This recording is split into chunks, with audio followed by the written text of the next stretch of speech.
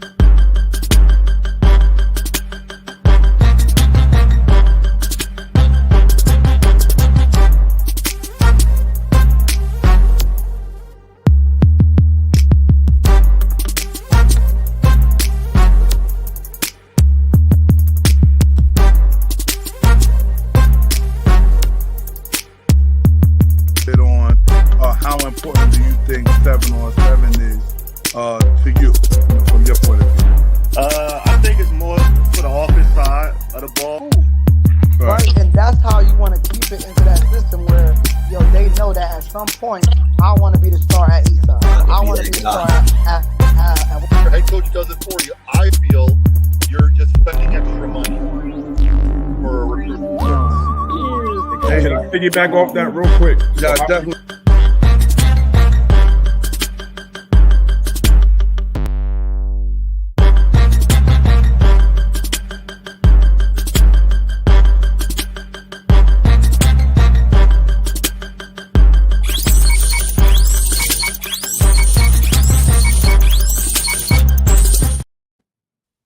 Yo, y'all already see we back here live at the Coach's Corner.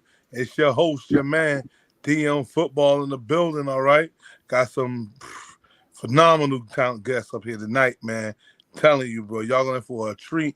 If you just tune in, please get your pen and your pad out. It's going to be a lot of great information passed out tonight. Like I said, I want everybody, like I said, I'm just ecstatic, man. I ain't never had these type of guests in my building. Hey, dang, man, I mean, I don't know. I must be getting better, man. The Coach's Corner must be growing a little bit, because right. I got Hall of Famers in the building. We got the GOATs. The GOATs is in the building. Yes, sir. All right, A game. Let me put my A game on.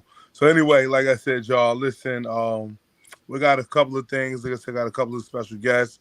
We're going to talk to them. We're going to get their opinions on some things that I want to know, mainly about referees. So everybody that understand, you're trying to figure out, I guess, how to beat the system when it gets to the refs.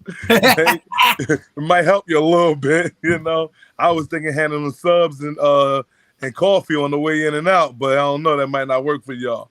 But now we're going to talk about that, and I want to talk about recruiting, in high school in New Jersey or in the area, tri-state area, whatever.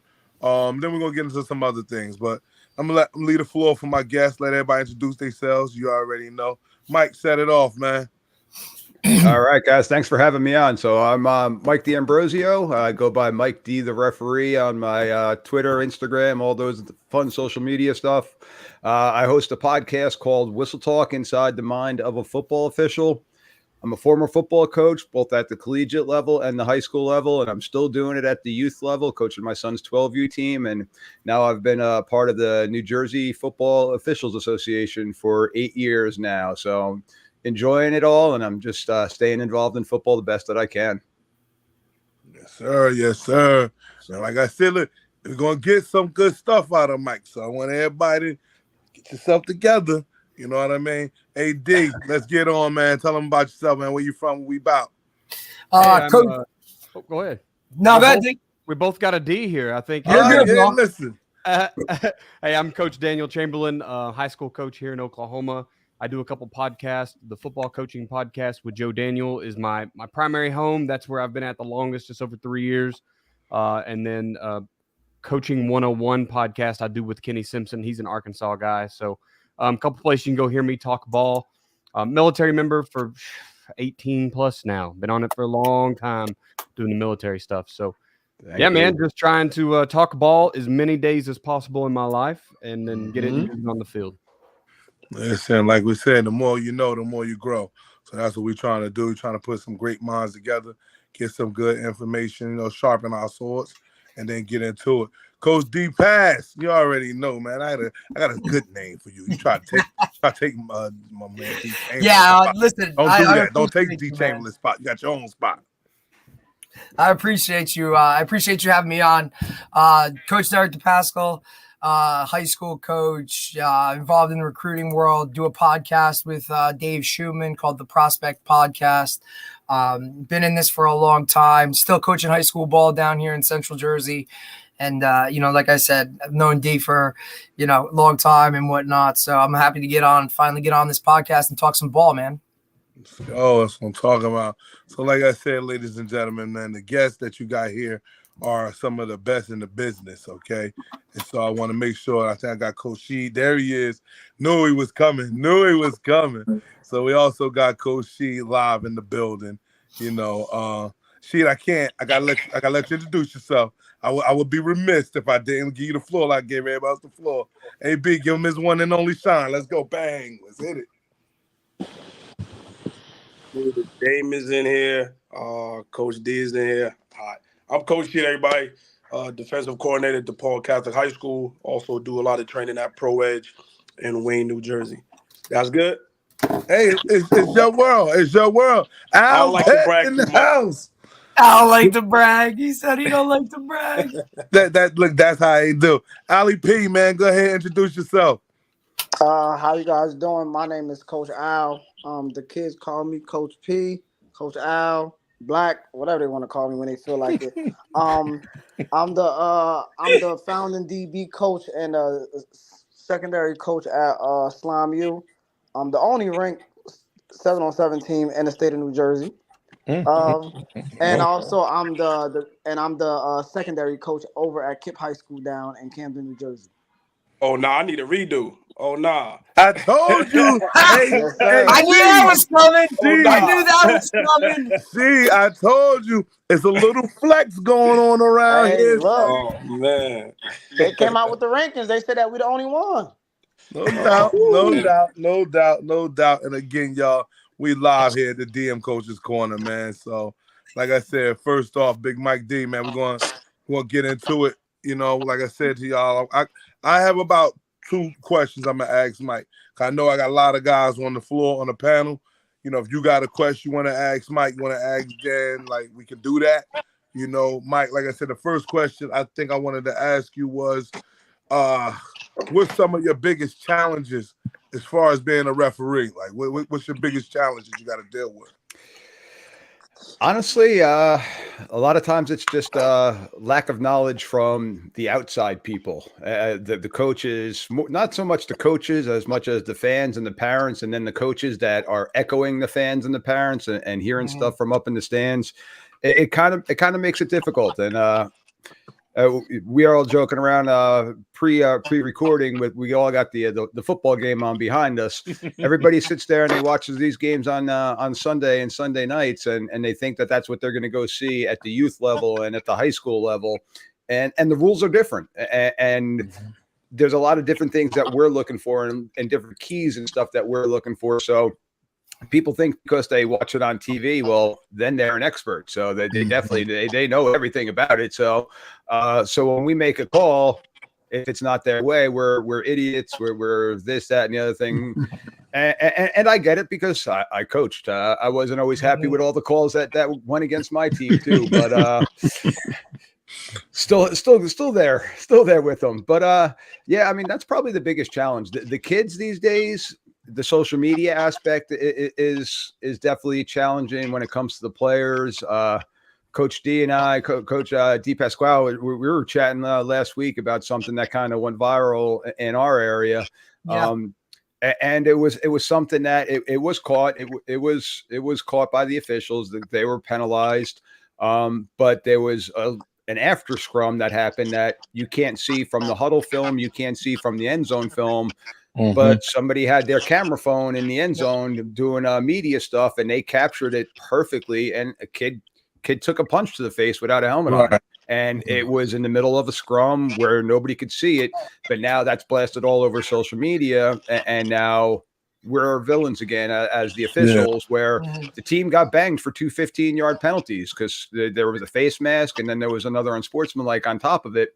But the kid probably should have been ejected. But after the fact, now the school did suspend the player. I don't know for what time frame, but the kid didn't play this past weekend, or I was told. I can't confirm that. But Coach D, you can confirm that. Yeah, from what I heard, he was suspended for at least one game moving forward. And it's crazy, actually, when you think about it, right? Because that would have been something that would have never been caught, would have never been seen. But because of the way the world is now, with all the content creators in the end zones or doing whatever, and I'm not bashing them because I love what they do. I mean, I got my own guy that comes and does that stuff, and that's a huge part of everything now. But you know what? I mean, it's just one of those things where now, because it went viral, and I mean, it went viral and it was, pretty big. There was people all over, from not just Jersey, but other states kind of looking at this. And now the school is put in a situation where they have to make a move and they have to do something. And, the kid's kind of a pivotal part to that team. And now you look at an undefeated team that lost this week, and does that play a factor? In my eyes, 100%. So, I get it. So DM, when you're asking about our biggest challenges, it's just getting everybody on the same page and getting people to understand. Yeah, we're catching 95, 95%. I don't know. We're never going to get 100% other things. And there's nothing. I mean, I had an episode where we talked about state championship game where a team lost the game on a fumble that occurred with a 100-yard return that played at a college stadium. Replay system was in place, but the replay couldn't overturn it just because of the masses of people that were there. And somebody went out really unhappy. Other teams went out celebrating. So it's that stuff that happens. So. You know what we call that? We call that life. Yeah, buddy. That's why I love this game so much. It teaches life and imperfections that's in the world, right? But now you got, like we talked about, we still get we call it the fans. We'll call them fans. Mike won't even put names on. We have a lot of fans who kind of hear or see the call and is like, what are you doing? Why is this? I mean, he is a human being, not a robot, and that's his perspective of what he's seen. Again, it's called life. Every call ain't gonna go your way, and everything ain't gonna work in your manner, The next one, remember, I think I brought this up to you earlier. Me, guy over in the corner, Coach She, you keep pretty good, talented teams. Dame is in the house. Eastside football's booming. You know what I mean? That young man over in the other side, D, I know his team's always kind of booming and everything.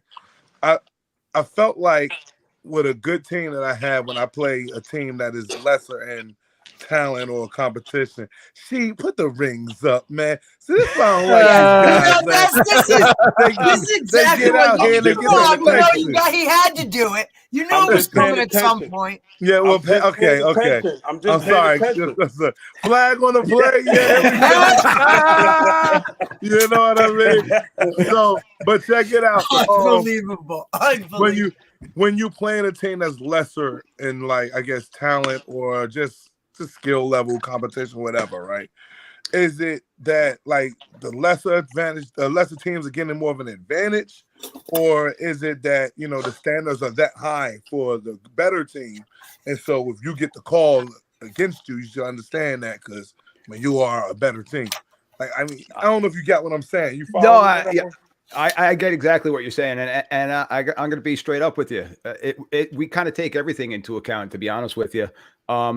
At the varsity level, we're trying to call everything as equal as we can. But when a game gets out of hand, we're going to kind of lean, okay, you're up 35-0. And do we really need to get that holding penalty because the other team gained 5 yards? And this is where I am talking to the kids. I do a lot of preventative officiating. Yep. So I'm in the middle of the field and I'm talking with the kids. I'm like, guys, what's that going to do? It's going to elongate the game. That's when the injuries occur and different things like that. You're up 35-0. We got a winding clock. Let's just get everybody out of here healthy at this point in time. Right. So in a scenario like that, when the game's already lopsided, we're probably going to keep the flags a little bit deeper and do more preventative officiating.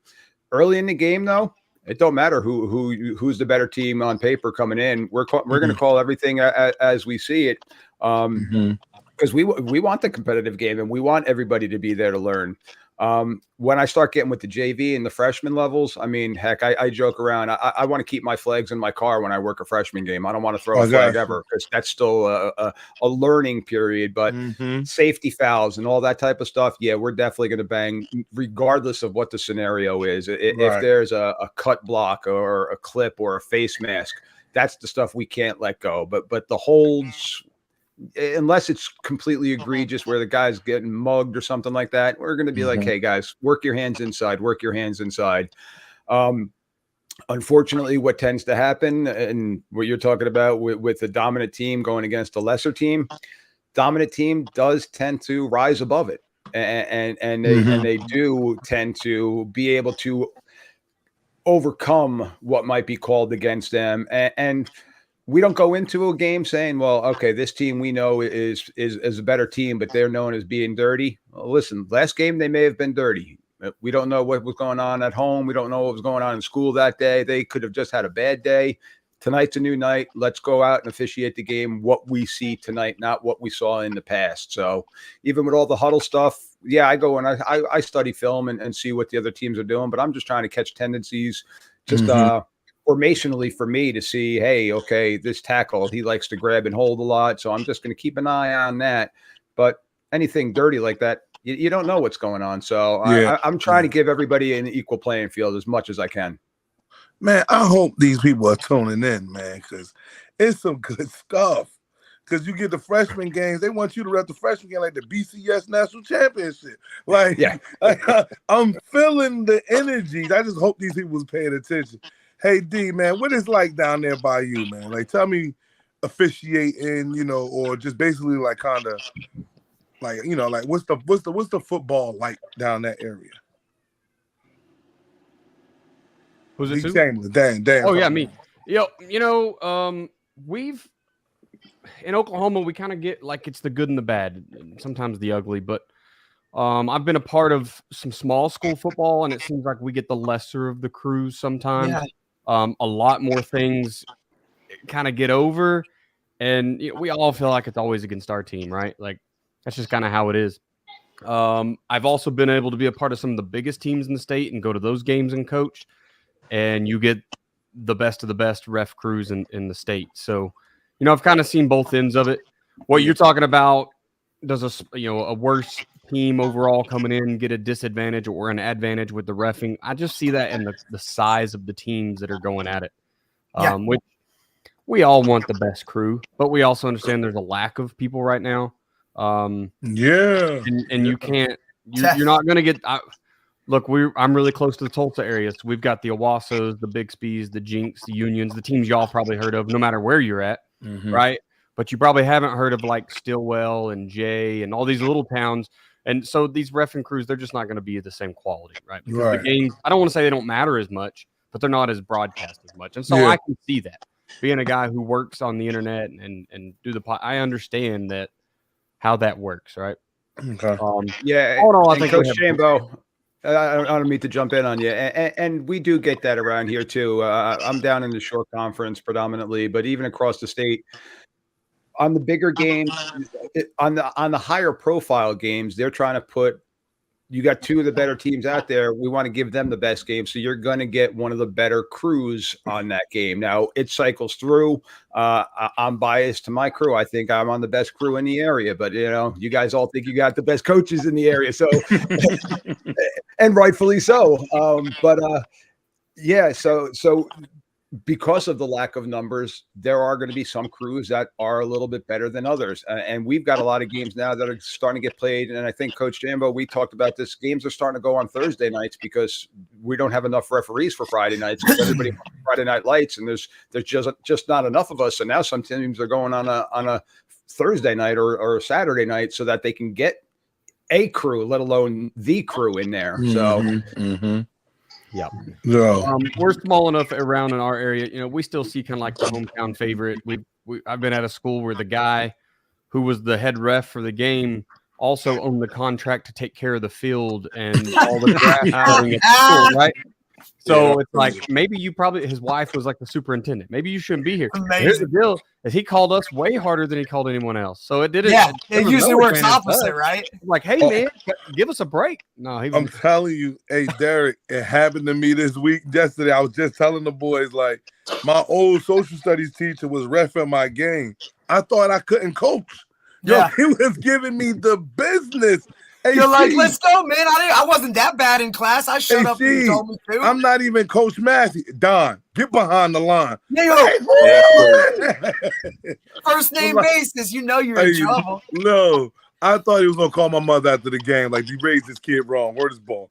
He was giving me the business. But I mean, like, you know what I'm saying? Like Daniel said, man, it's like, shoot. In those situations, some people would have probably thought I would have got every call. Right. That was my guy. You know what I mean? But it didn't turn out that way. Nah. I mean, listen, we were, the last 2 weeks we played, in a certain district where, they only accommodate or only call for 5-man crews.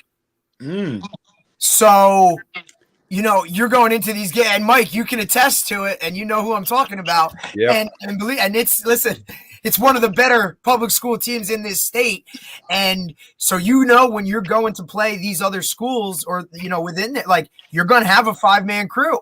And, guys like that, us that like kind of look at that stuff and, it matters to like that matters. Like, you got to be prepared for that where, hey, and it could work to your advantage. It could work to your disadvantage, right? If you're kind of, if you really want to look at the intricacies of it and you're getting a 5-man crew, well, maybe I can scheme up some things a certain way, or where they're going to be positioned where you might get that. Now that's diving into it into some depth. But, I feel, on the other hand, I feel bad for those guys. Like, now they got to put in extra work and do all that other kind of stuff. And they're going to, here they are just trying to go out there and ref on a Friday night, and they got a 5-man crew. And I got to tell you, from my experience, when I first came up, we had basically half 5-man crews, half 6-man crews in our area, and now we've probably got only one 5-man crew. So for us, the mechanics are different. So where my focal point is going to be, now I'm an umpire, so my keys are pretty much the same. I'm focusing in on the offensive line, but I now need to know that if the quarterback scrambles, I got to walk myself up to the offensive line, because I got to see if the quarterback goes beyond the line of scrimmage. Right. Where in a 6-man game, I got 2 side wings that are holding the line of scrimmage. So it's little things like that people don't realize. And now I got a guy dead center playing center field behind me in a 5-man game, and 6, I got him 2 deep wings. So we know that we got the sidelines covered. So anything that kind of happens off to the sidelines, I'm letting the wings deal with it. But in a 5-man game, I got to hustle my butt over there. And now all of a sudden, some of these grass fields that we got, your spots might be off, because some teams don't even line the hash marks. They just got like 1 tick. Absolutely so brutal. All of a sudden, we're trying to find a mark after a scrum in the sidelines. So we're like, oh, this looks good. Round it up. Yeah, that's how that goes. I could dig it, though. I could dig it. Yeah, that's because you ain't playing on any grass fields, bro. Hey, baby, you gotta love the North, baby. Gotta love it, man. We do well up here, Yeah, we know. James got a good turf field over there. Coach G got a good turf field out there. Yes, he does. I got a beautiful turf field in the lovely. You got one of the best.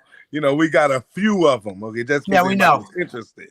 Hey, Don, can I ask Mr. Mike a question in regards to this Millville and Winslow controversy that's going on? Shoot.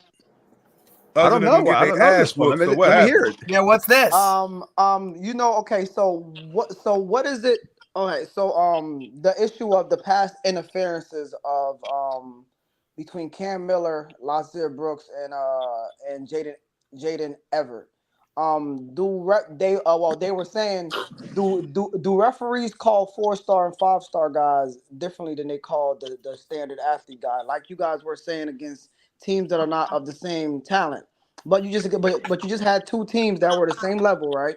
Yeah. That played, and they were, well, I don't know if the ref said this, but the parents said that they heard it from how the ref was explaining it. Well, we're letting the boys play, right? That was the term used. Because you had a 5-star kid against another 5-star kid.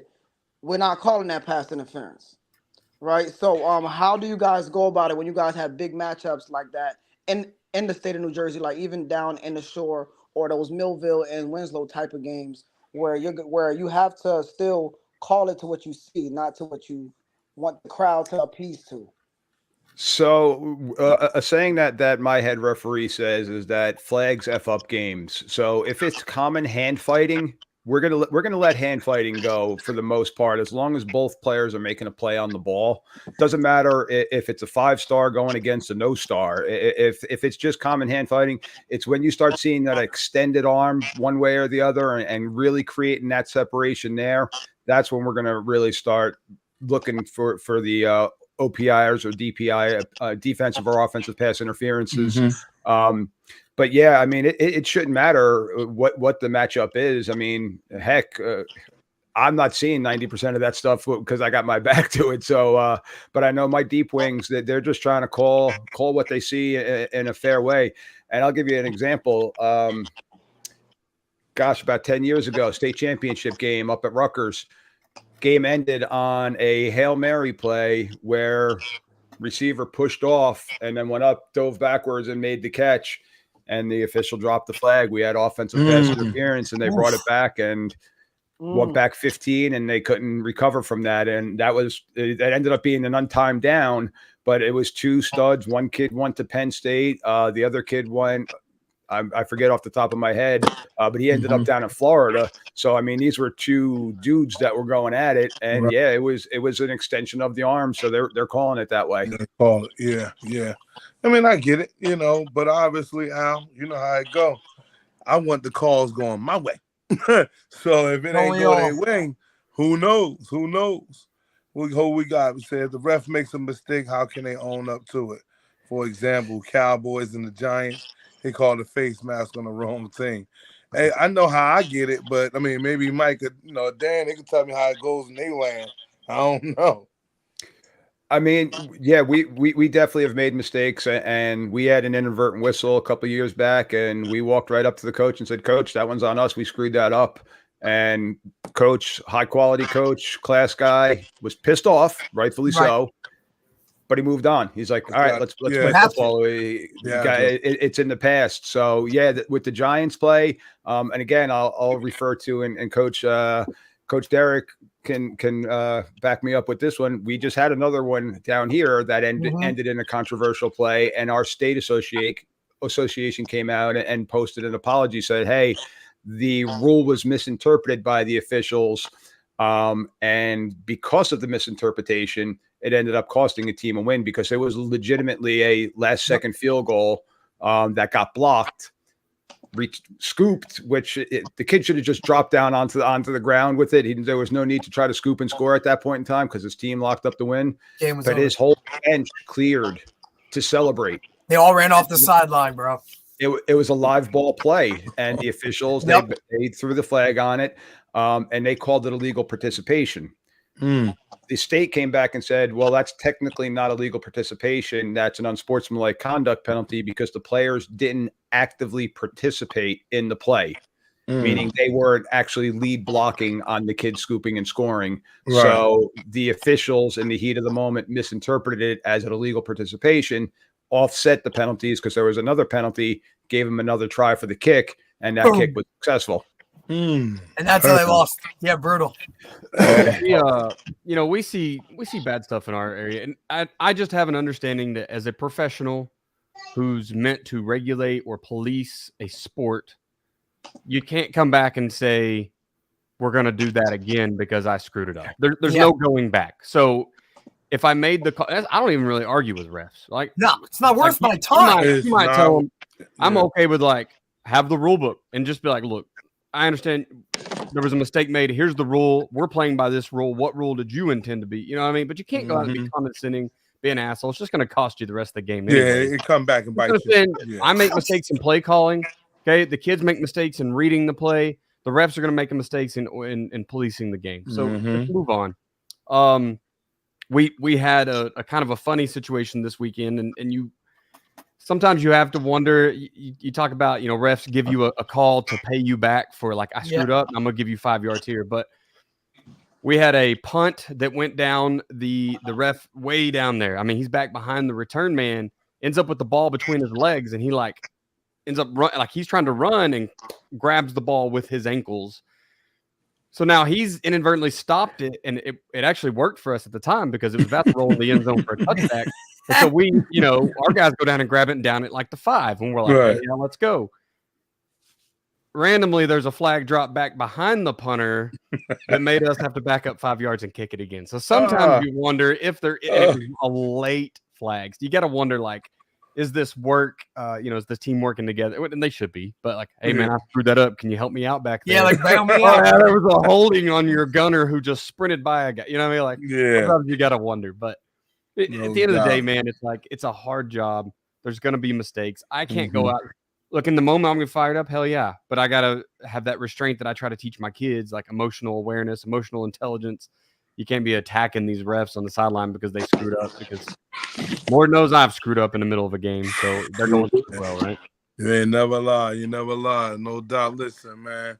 Thank you on getting those type of opinions out here and talking about what's going on. Let me see if I get the producer on. AB, man, chime in. Let's see if we can pull up this video from Lenny Rogers from Keep It a Buck. It's an interesting type of video. I want everybody to check it out, see if they can hear it, because it's a phrase going on about recruiting in New Jersey. Like I said, I'm gonna ask about how it is down in Oklahoma, and whether I guess the question is big time schools are overlooking. I'm not exactly sure, but AB, run the video for me if you don't mind. Let me see if everybody can take a look at this. My words, UConn is not dominant.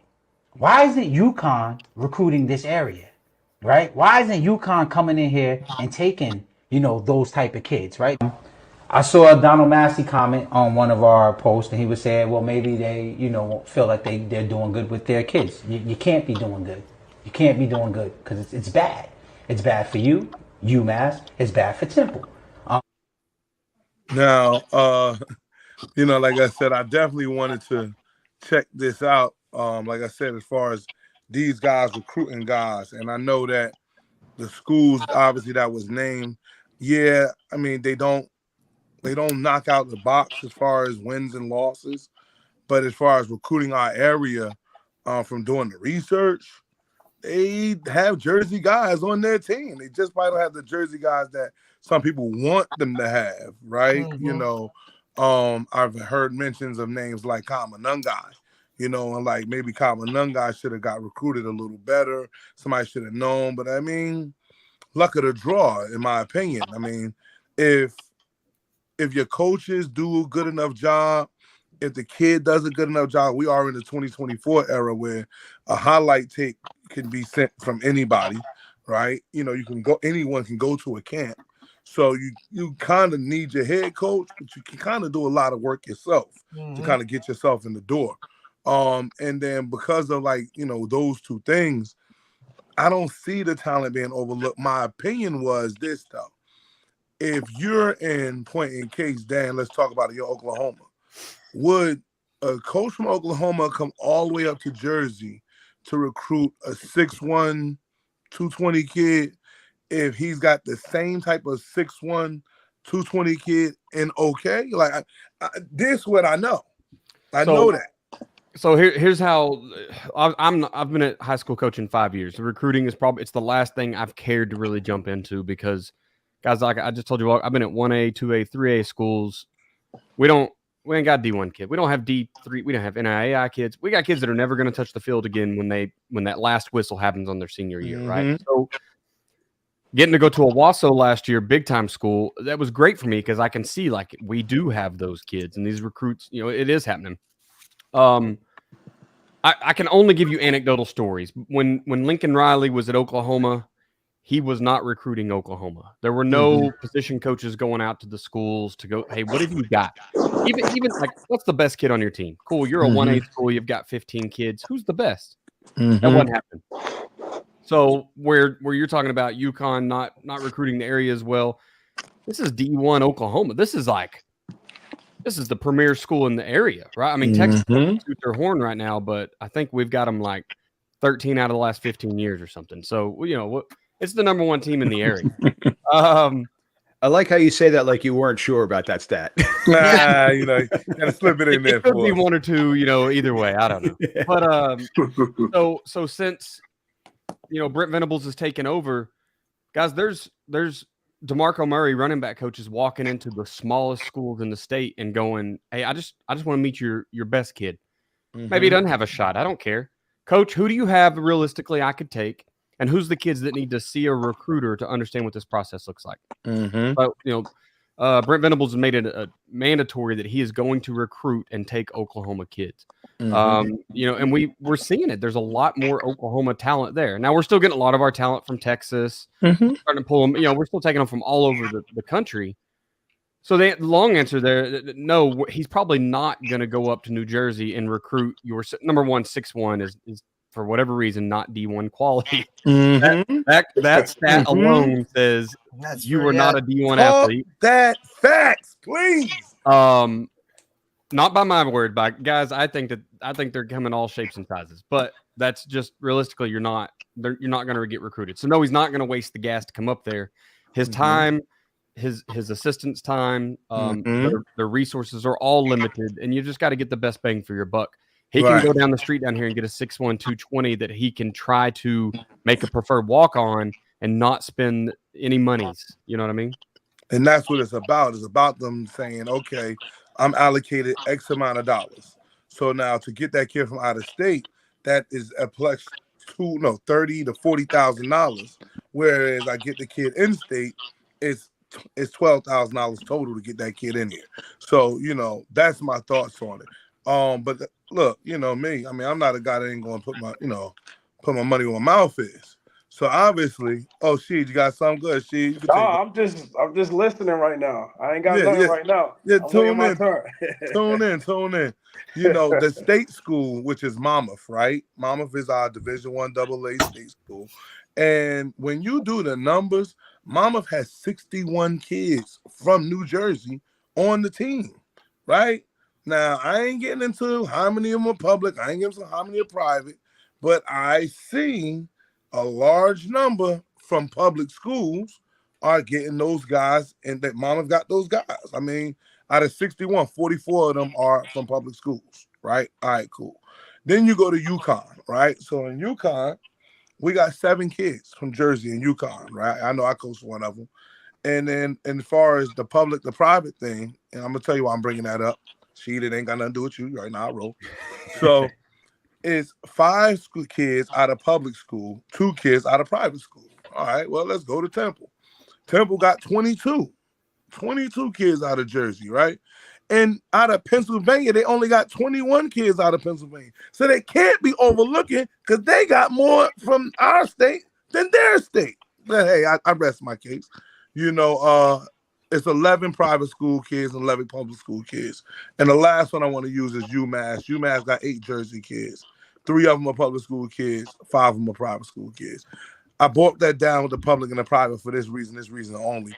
Just because they're not recruiting kids that co-hosts and stuff want to see, don't mean they're not recruiting, okay?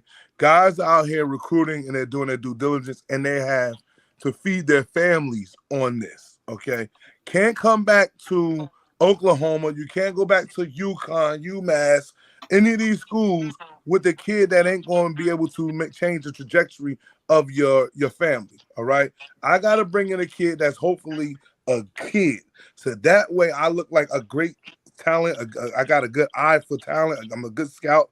And then therefore, whether I'm at UMass now, I might be at UCLA because I can spot talent. But if I just keep bringing in your friends, I don't know how that's going to help me. So, I just wanted to kind of get that one right there. That was one of my, Derek, I'm trying to help out, those that don't know. I'm just here to educate. You feel me? And Coach Don, speak on it. I don't know if you all should know him because he's the only loud, bald-head dude in the room that's always in the room. I don't know if you guys know Coach Dominique Bowman over at Temple, right? Mm-hmm. He got this saying, you got to make yourself undeniable. Mm-hmm. You have to make and this is what we have to start telling kids. If you want to get recruited at 5'7", 5'8", 5'9", 5'10", for one, you have to be special. Two, you have to make yourself undeniable. It don't matter what coach walks in there. It don't matter if it's Colgate. Colgate has to say, I need that kid. Mm-hmm. Or I want that kid. It may not be a UMass or one of these high schools, but a Monmouth, yes, that's fine. But you have to make yourself undeniable that at any level, it don't matter if it's Kutztown, who's ranked also top 10 every year as a D2 program, Mm-hmm. right? It don't matter if it's Sacred Heart. It don't matter if it's Holy Family in PA, right? Make yourself undeniable so that when they come see you, it's not a, man, I don't even know. So that it's not the conversation that we're having now, whereas, oh, they're under recruiting the state. Nah, some of these kids, they may want a scholarship, but do they really deserve the scholarship? Mm-hmm. Have they put the film on for a scholarship? Mm-hmm. Do they have the character for a scholarship? Mm-hmm. Because the way that these coaches are coming out, like you just saw a kid at UNLV said, I'm not playing no more because my money not right. So if now money is being invested into kids, am I giving you the money for this scholarship and the deals that's coming with it? They getting cars, they getting apartments. Mm-hmm. Shoot, one of the youngins down in Millville, I don't know if y'all know, he is going to Bama, right? But that Bama came with a package. Most of them big boys normally shop. Them like things that. come with packages. Are you worth my package? Mm-hmm. So when he says make yourself undeniable, they want to make sure that there's nothing that I have to question when I come recruit you. That once I see you, oh yeah, he can play. Right. And then when they go ask about you is, oh yeah, he's the right type of kid to recruit. And I think that's the message that needs to be pushed across all states for these kids to understand. It's not that you're not being looked at. You just got to make yourself undeniable on film and all crosses that is X's all. Well, I'm gonna say one thing. I'm gonna see what she got to say on it. The real deal is this, right? Just because you're not getting the scholarship look that you want, don't mean you can't take the scholarship look that you're getting. Like I know some kids that get a look from Bucknell, and they like, I don't know. I think I'm gonna weigh my options. Where? It's just this is it. Now you that know is your option, I don't know. buddy. But that's what I'm saying, Derek. Like you get a kid, he's getting a LIU offer, right? And it's like, well, if I got LIU, I know I can get better than that. Yeah. Like, dude, take what you got, appreciate it. It's a lot of guys that don't even get that type of look. You know what I mean? There's 20 other guys that would have already said yes to that while you're thinking about it. It is a very strange world right now because of social media, because of the way things work. A lot of kids just got to wait on that first big offer because 15 are right behind it. Yep. Because coaches can't go recruit everyone. So if, I don't know, South Carolina comes out and offers a kid, every school in the SEC is probably going to have to go offer him because it's like, I at least have to give him the option to come here before I have to play against him on Saturdays. Mm-hmm. Right. And so, I know kids that I got to know last year that, man, they had a D2 and then a really good D2 and then a really low D1. And now Penn State's on the table. Now Oklahoma's on the table. Yeah. Now Texas is on. Texas A&M climbed in bit. Like, and so you can't be mad at the kid. Like you want to say, take everything. Now my advice is always ask, is it committable and commit right now? First question. The very first one, because you can transfer, or one you especially can transfer now later. in that world. You're right, Dan. Like that's literally, you have guys going to schools taking scholarships saying, "I'm only going to be here a year. I'll only be here 2 years." Like they have that. They have that plan. It's already in their mind, right? Because maybe something happened in that original big D1 that they had. Maybe the coach left late or something like that, right? Of that nature. So now, hey, that's all good. I'm just going to go here, and then their plan is already 1 year, 2 years. They have that whole process already set. It's already in the works. They already know what they're doing, and transferring is part of it. Well, not decommitments are a big deal right now. And absolutely, we as adults in the room want to kind of hate on those kids. As a fan of OU, I'm hella mad if a player that's committed to OU is going to a Nebraska game to sit on the sideline. Yeah, but he's very smart to take a damn right he is anywhere, because OU can't walk out from under it.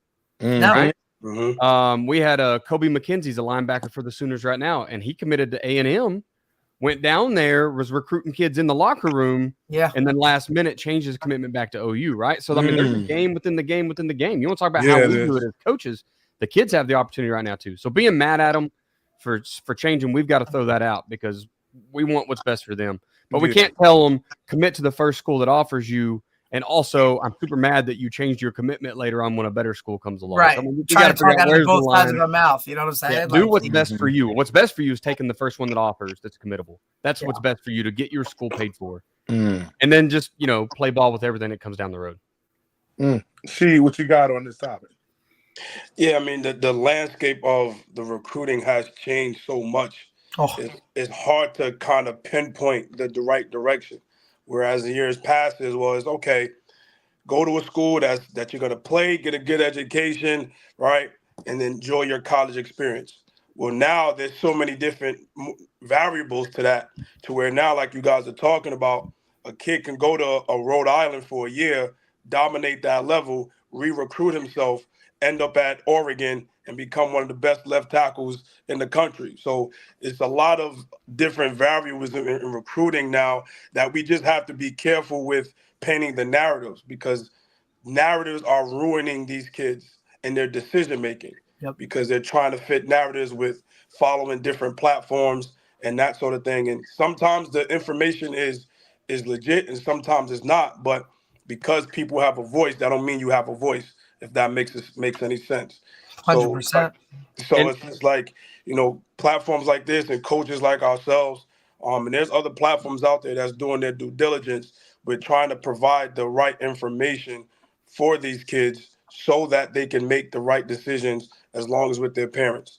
There's a lot of underground, a game within the game, like Coach is talking about, that's going on, where kids are getting recruited from lower level colleges just to go to another college just because they got the bag, knowing they're not going to play.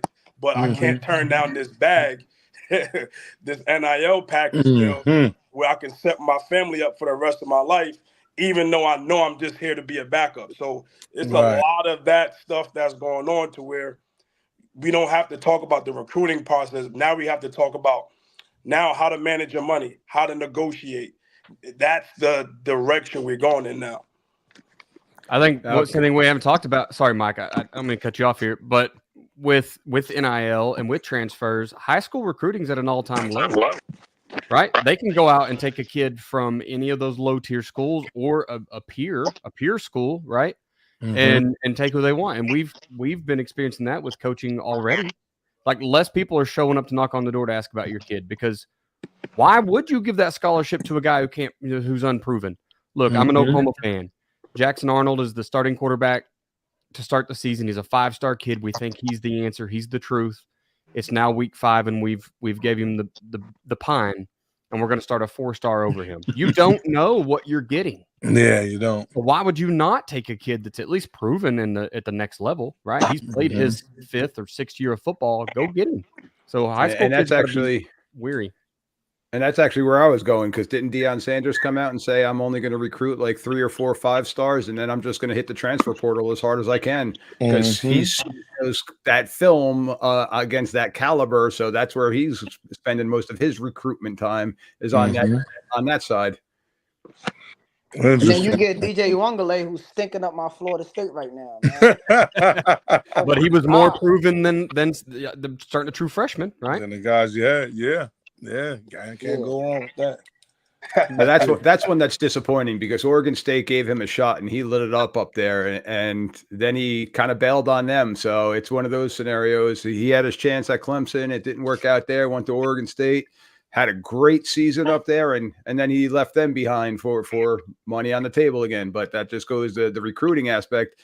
It's never ending, and with the transfer portal, it's never going to end that way. Yeah. And then you can also get a Cam Ward where transferring has put him on a stage where now he's a Heisman candidate. Yeah, you're right. And he had 15,000 yards at Washington State. He was lighting it up there. But in that market and where he was, no one saw him. You didn't know who he was. But then you hit that portal, you get to Miami. There's money behind Miami. There's a fan base. There's notoriety behind it. And then he's putting up you see what he's doing. Right? So now it helps who it helps based off their talent and their trajectory. Yeah, you're right. Loving it. Let's jump on another conversation I got right here. Let's see. Elite Talent. What's my man? He does a lot of the posts on Instagram. He put up a picture up here. Why won't parents ever take responsibility? In sports, no matter what happens, they blame the coach. This is a good one. I felt like I wanted to dive into this because, again, I got a lot of parents that follow the network, and I hear, I get a lot of phone calls about what the coach did, what the coach didn't do.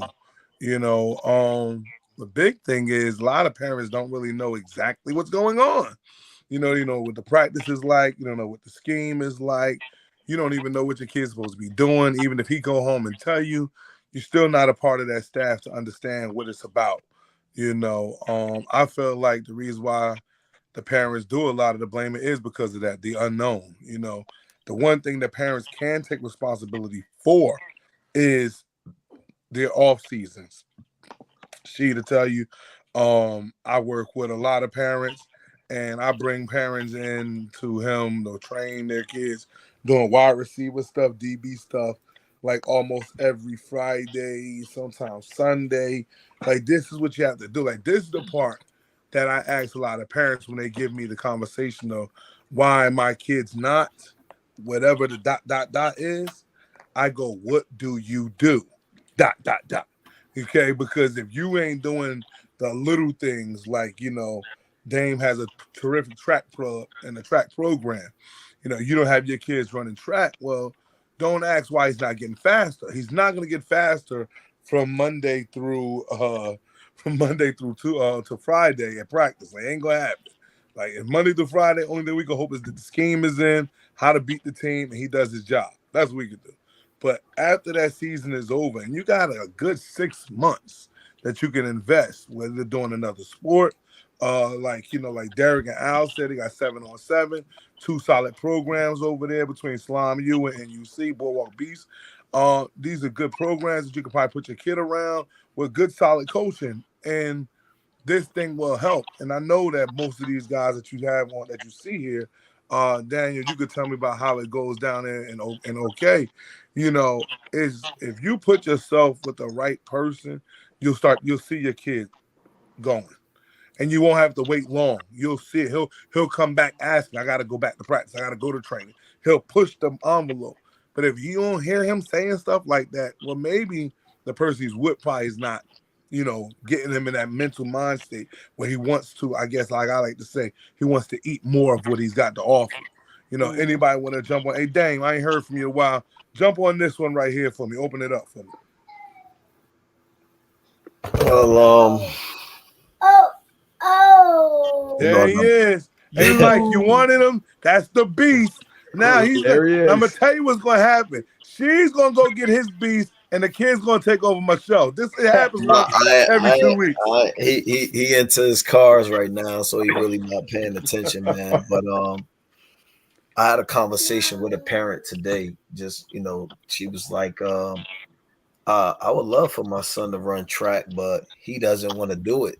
well, he want to play this sport. He not fast enough to play this sport at a higher level. So a lot of people say that track speed can't be taught or it's genetic and all of that stuff. It can't be taught, but it could be developed. When it comes to teaching proper foot placement or proper running mechanics, like you watch how some of these kids run, they just all over the place, man. It's a difference between football speed and track speed. That track speed hit different when you get out in that open field. I know it. And it's unfortunate. Everybody really don't buy into it. They don't believe in it. But until it's too late, and then it's like, oh well, I need you to train my son. I need you to get him fast now. Well, where was you at 9th grade year, 10th grade year? Right. What I'm saying? When I first brought it to your attention. So they want you to work miracles, and then it don't work the way they wanted to work. And it's just like I'll give you a perfect example, right? Miles Snead. Remember we had Miles Snead doing form and stuff like that, like 8 and 9 years old, because his older brother was there, right? Yeah. Rob Snead, yeah. And then he turned out being faster than Rob. You Yes, get what I'm saying? So it's proof in the pudding, but it's like, beating a dead horse trying to get them to understand the process. Like everybody want the right now results and not the longevity of it. So that's just my take on it. They just gotta, again, we say it all the time, trust the process, but the process exactly what is what needs to be understood. Can't have no success. Can I jump in on this really quick? Go ahead, jump in, please. So I'm continuing to I'm staring at this quote up here, and we were talking about it earlier. The reason why we all love football is because it teaches us about life. Well, let's take the word coach out of there. Let's take the word sport out of there. I'm an educator. Why are they always blaming the teachers? Why are they always blaming that? When are they going to look in the mirror at times? Like there's just some people that gotta take the fingers and point it at themselves. Take those two thumbs and say, "Hey, what did I do?" Like you were saying, DM, what have I done? And maybe it's on me and not on them or that person over there. So it's a life thing, unfortunately, that we're seeing it in all walks of society. I think, I'll be honest. I think it's even deeper than that. I think there's a saying that like parents want the best 10 kids on the field plus their son, right? They want what's best they want their kid to be playing. They want their kid to be participating, but they don't know what goes into it, right? They think that every head coach the school hires is the best head coach in the country, right? If they bring you in to coach it, they think that you should be able to perform miracles with what you're given. But they don't understand that, like, some coaches are speed developers. Some coaches can really teach the O-line. Some of them have the pass game figured out. Some are defensive minded, right? And they just don't understand. It's just like if they just go and look at people in their own office or whatever they do every day, right? Everyone has their own talents, and we're as coaches are the same way. But they don't. The school's not going to let you go out and pick the best coach at the running game if you're a pass guy. They're not going to let you go pick the best DC. You're going to get whoever kind of around you and they can afford, right? And who wants to be there? Yeah, that's the other part. That's the other part. Coaches and their time, a lot of coaches have families. So it's saying like, Mike, like you said, you got your son now, we see Dame's child. Like I said, I know, shout out Derek, you got the little one now, these people are taking time away from their families. Al, you too, you know what I'm saying? Like, when you have your own and then you're getting ridiculed for someone that's mad at you for not doing what you're doing for your own, it's like, man, we got to, like you said, look in the mirror sometimes. That's what you got to do. Because the first teacher is the parents. I think they're caught up on the fact that, hey, I send him to football practice for 2.5 hours a day. You're supposed to teach him everything about football. They don't understand. I don't think they just simply don't. They're ignorant to the fact that there are places out there to send their child to get better at insert thing here, right? If you need a faster kid, send them to a speed trainer. Look, I'm an offensive coordinator. Yeah, I sell athletic speed and movement, right? I sell speed. I can help develop your kid with my program.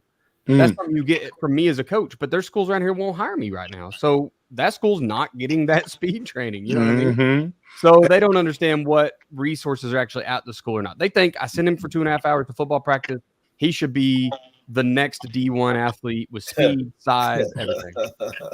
And then the other part is this, and I know my trainer guy is going to really dig into this. I'm a trainer, right, when I'm not here. When I'm here, I'm the coach. So I'm teaching scheme this week. I'm not teaching you as the D-line coach.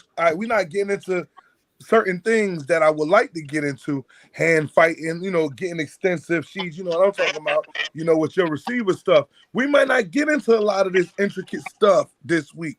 Because why? Because I'm working on whatever the scheme is to beat the team for Friday night. So don't ask me to teach you about how to get off. Should have known how to get off. Like certain things is going to be like, listen, if you was listening while I was coaching, then you got it. If you want more of that, then when I have these posts up and say, hey, training's going to be here, D-line training's here, wide receiver training's here, DB training's here, you got to tune in. That's how you get better. Like you said, the 2 hours, I can't get you better in 2 hours. Like that's not going to be it. I can get you better, though, in the off season because we have time to build. But guess what? Like in the off season, coach, they're not bringing their kid up there in the off season. This is not football season. What do you mean you want him practicing football? Football season starts in August. Not even in the summer. I can't get kids to come show up and lift weights in the summer.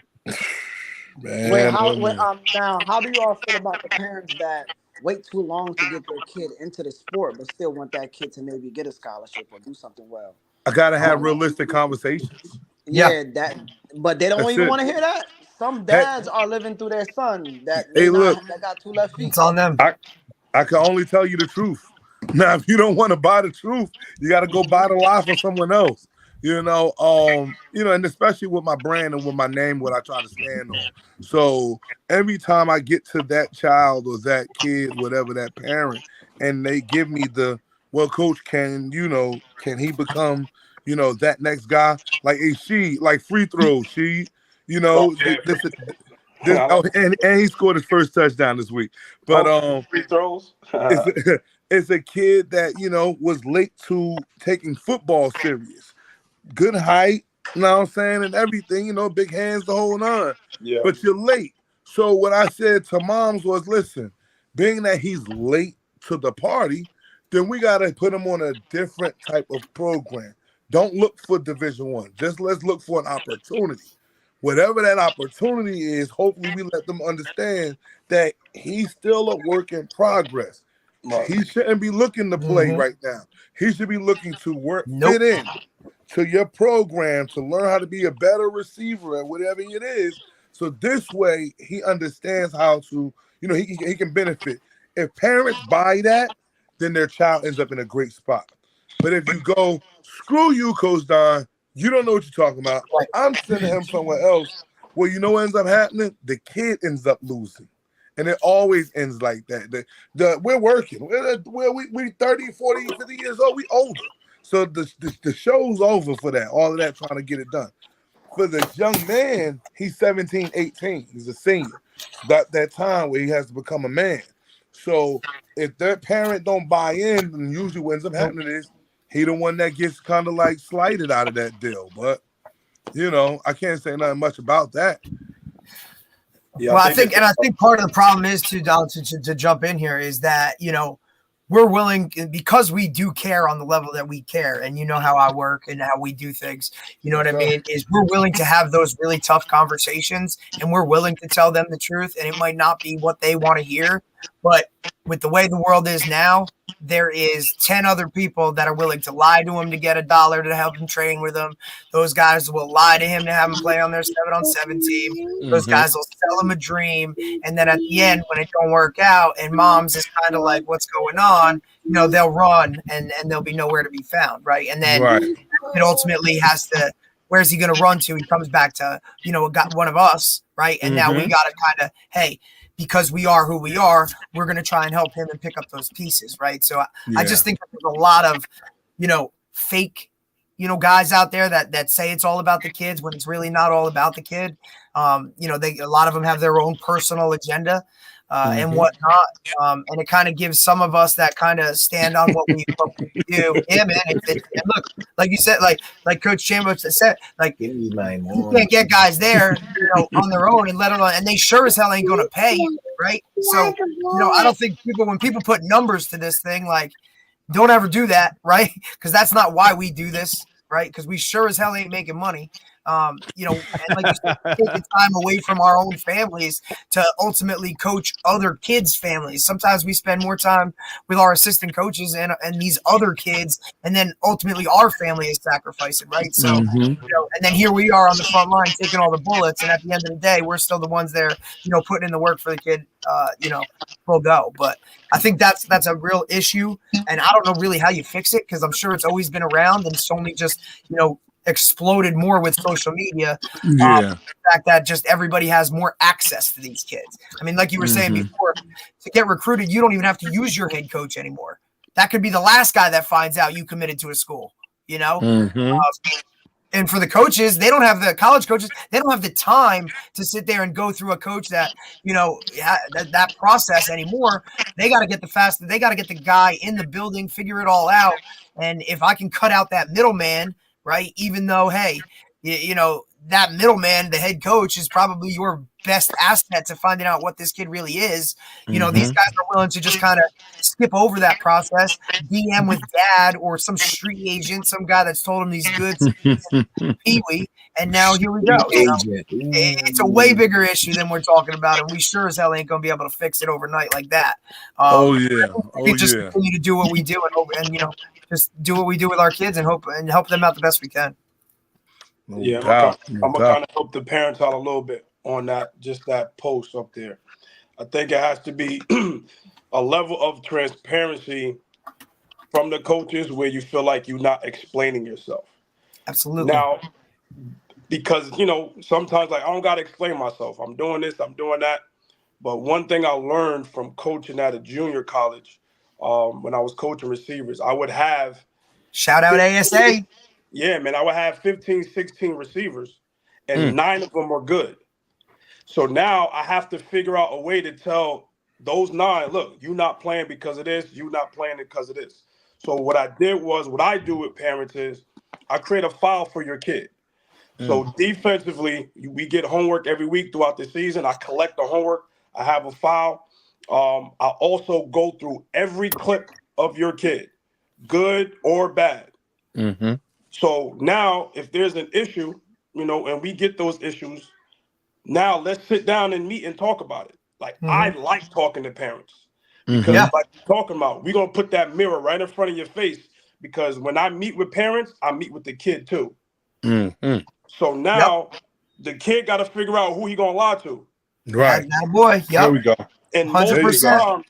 Most of the time, I tell my kids, and my parents know this too, they call me the Grim Reaper. I'm going to have everything in front of you. And I'm going to say, well, your son has 200 and something clips. Do you think that's enough clips to evaluate his talent?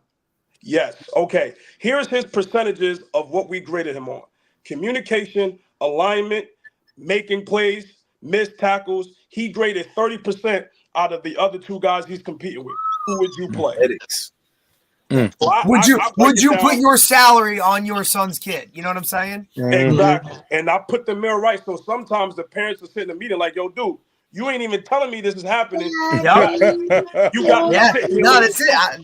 Daddy. So that's with me. I love talking to parents because I'm just gonna hold the mirror in front of your face. Right. Because yes, I'm teaching your kid how to tackle and all that, but I'm also teaching them the real life stuff. So accountability. So you need to tell your son to communicate with you at home, because if he can't communicate on the field, he ain't communicating. I can't play him anyway, especially on defense. So there has to be a level of transparency, and it's a lot of work because now you got to go back to all the practice tapes and get the cut ups. It's a lot of work, but I'd rather do that than for you to come telling me my son should play or I got something against your son and all that. I'll just put the extra work in, and here, boom, here you go. Tape don't lie. Yeah. It don't. And if I have your file, I have your homework. Here's Right. his homework. So he don't even know what he's doing. So why would I play him? Mm. When I hold my meetings, I'm not telling the defense what to do. They're telling me, hey, how are we lining up to this? Hey, we got strong right. What's the coverage? All right, we got cloud. If your son is not answering those questions, that means he's not ready to play. Mm-hmm. So, hey, Tommy, when I'm doing this in a meeting, are you answering questions? No. Because who you gonna lie to? I'm not playing. Yeah, He said we all gonna sit in a meeting together, and it's the same way with training. I'm like, I don't have time for that because, like all of us are saying, we spend so much time away from our own families to do this. You're not gonna come at me crazy when your son is not doing something he ain't supposed to do. So maybe it's not a me issue; it's a home issue. So I'm like that when it comes to the parents. So they know before you want to sit down and have a meeting with me, you better make sure you straight and narrow because you know I have what I have. It's coming, and I'm ready for it. So And then that spreads though, right? Though, because then parents talk to parents like, "Yo, like this is the deal," and then it just cuts the head off the snake from the jump. So now you ain't got to deal with it. You know what I'm saying? Like they know this is it. Here it is. They already know how Coach is. Hey, chill out. Yeah. You already know. Yep. Like You're like, don't be chirping because it's coming.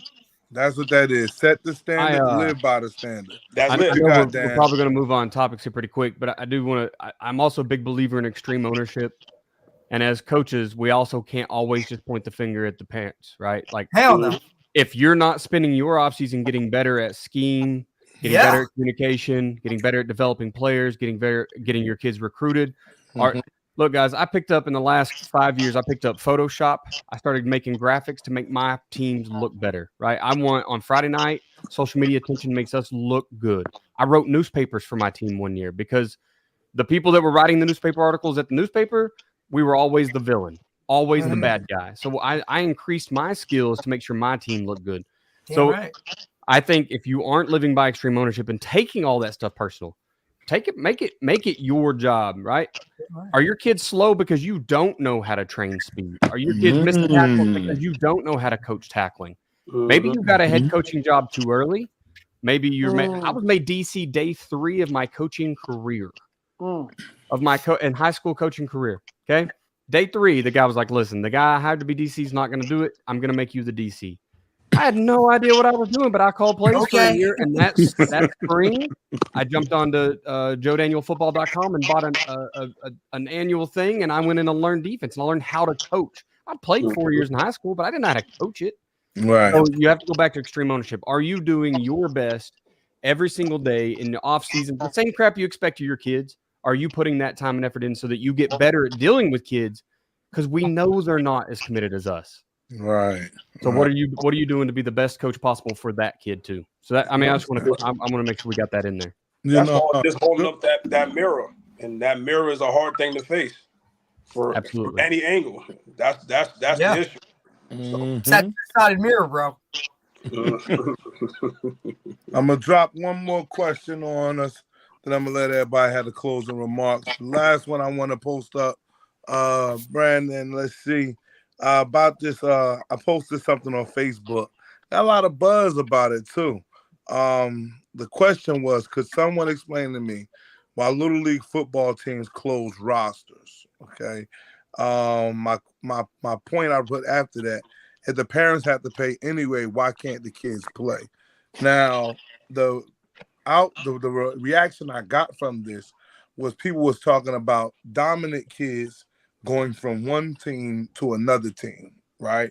And I said, well, we got a rule that kind of help you with that in New Jersey as far as our high school rules, that if you transfer during the season, you can't play in the playoffs.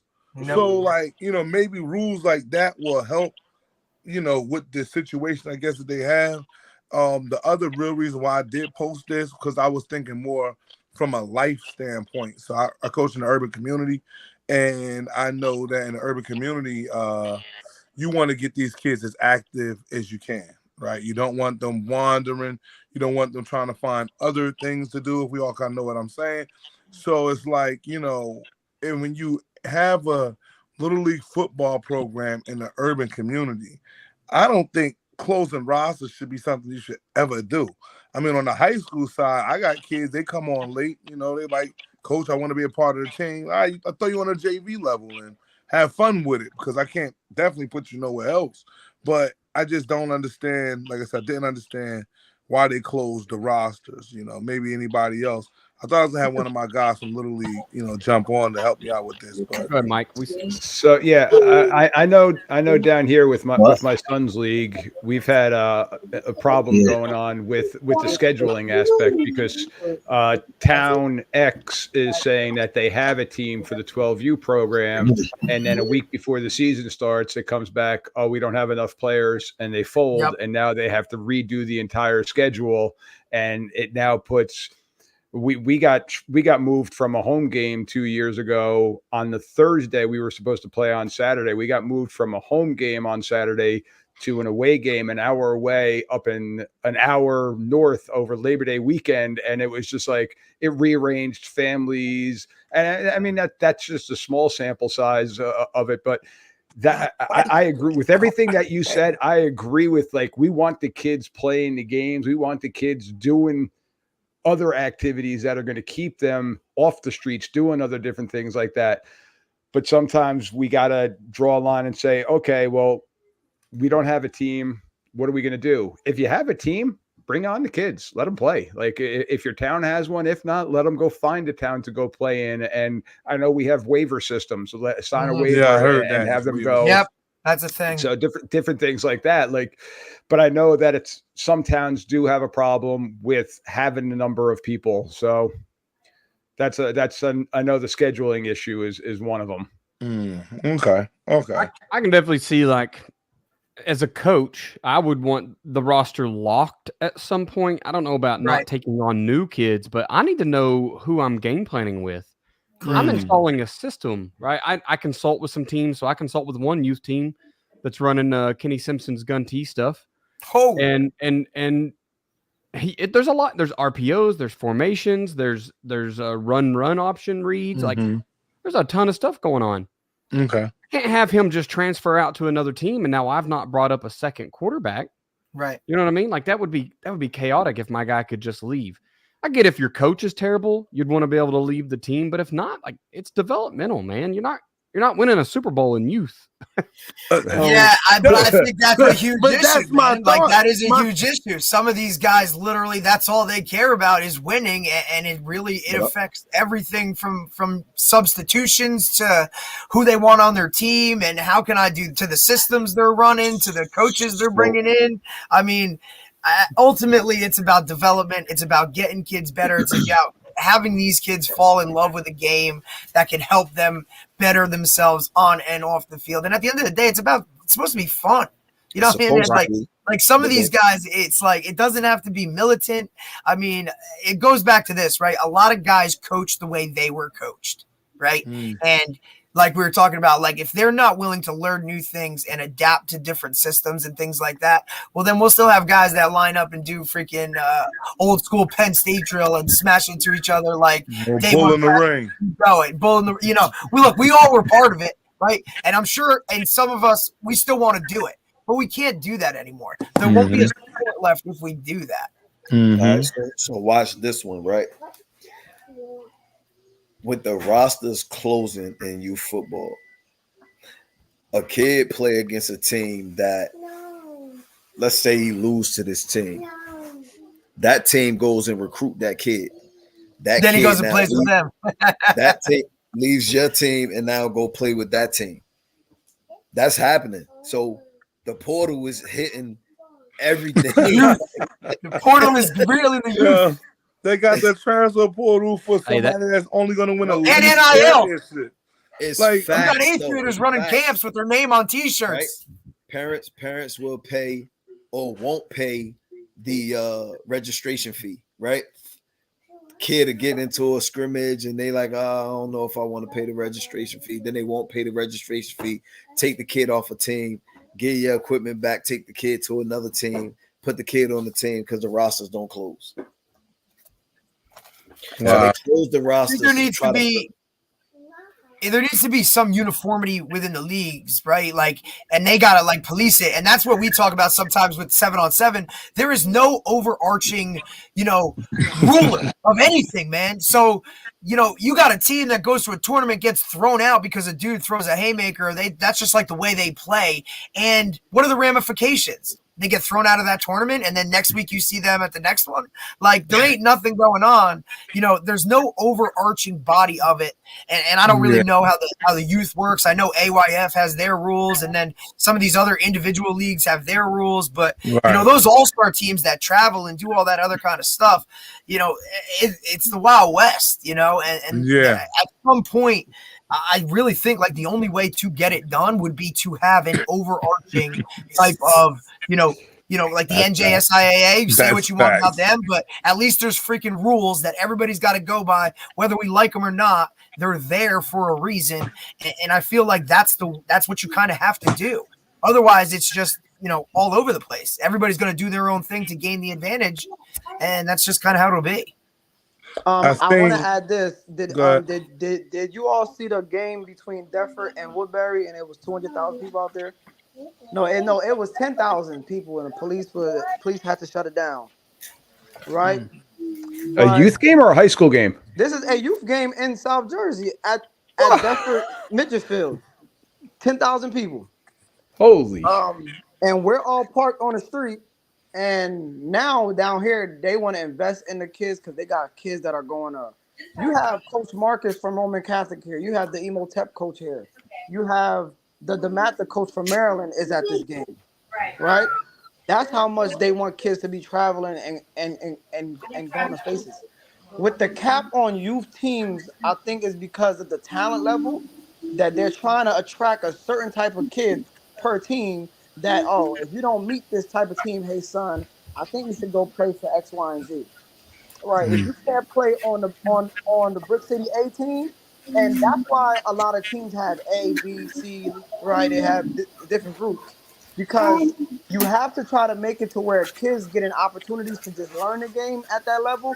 You have those groups that are competitive, even with 7-on-7. My A team won't be the same as the B or C team, right? Yes, these kids are still playing, but we have to cap what levels that we have. And I think that the one thing that is also a thing now too, we have people that are investing in these teams because they may not have everything that they need. Like Isaac Redmond is the head coach for the Deptford Spartans, former NFL guy. Yeah, Bowie State alumni. Right. You got what's his name? The Pouncey twins. They got the team down in Florida. You have I believe Cam still has he has the Pop. Cam has his teams. We know that. No, not the but he has the Pop Warner teams now too, right? So when you have guys that have the money as well, he got a lot of time on his hands. He has a lot of time, but he also has a lot of money to be able to say equipment is not an issue. Pads are not an issue, right? The money is not an issue, but then when you have these smaller based programs like a Stanley Park, like the North Cardinals that used to exist, right? You can't have the funding, so there needs to be a cap because it's not as big as a program. So if I only have 40 pads, 40 helmets, I can only take 40 kids. So mom, I am sorry that your son can't come. But if I'm a NFL former guy that you know what, I'm taking all of them. What you call it? Got 75 kids on his senior team. But he can keep 75 because he can afford 75. Yeah, but what's he going to do with 75? He can only play so many, and then before you know it, now parents are like, I don't want to go there because he never plays. How do you do that? Then you got to deal with roster and substitution, and my kid don't get the ball, and all this other kind of nonsense. Like, so you do what you want. You want to keep 75? Keep 75. You'll have your 75 issues. But these kids are not the same kids. They want to be on a team just because the team is good and they winning, and they just want to until they don't get the ball. You got 20 of them that don't even care about the ball. They just want to be there for their friends. And that's cool. They can bring the water out. That's awesome. Like they can stand there and they can run around them. And I don't have to. I can save money on drones. These kids are different. They will tell mom, "Hey, mom, I just want to be on a team just because." I just Well, want then to that's travel. fine. I Like just you want the said, then I don't have to experience. play them. I have a lot of managers. At least our uniforms will be nice and clean, and our helmets will be shiny. Everyone's equipment will be nice and perfect. Like everybody can get their own water bottle and their own like Mhm. Them treatment. You can kids not tape even gonna ankles. tell their parents what their schedule look like. At Nah, all. man, come on now. You know they don't got a clue. They just roll it up to the game with whoever their buddy is, man. Hey, Absolutely. All they want to do is be in that picture, and they want to be able to post it, and then they're good, so they can walk Oh, around the hallways yo. and they fine. Like the era we're in now, that They a leeching. picture means those more than no win or a pictures loss. It's pregame, crazy. bro, are real. Crazy, Like bro. But I'm gonna say this. I thought this when I went over that topic. My thoughts was maybe the teams that are in New Jersey, right? Their rules should mimic the high school rules. as close far as as- you can get it, dude. As It would far be as great. like jumping ships, transferring stuff like that, playing for this team, All that stuff. you know, Make them sit. it would make them sick. Hell the yeah. reason why- Wait, you gonna reason make why- a 10-year-old and Hold, an hold, 11-year-old Al. sit? Hold out. That's what I'm saying. I like it like that because it just teaches and prepares them. Volume slider. I don't know who's got the background. We got to kill that. So what I'm saying is, it teaches a parent early what to expect when they get to the high school level. Yes. Dan, I heard you said that in OK, you got to sit a year. I'm actually pro sitting a year.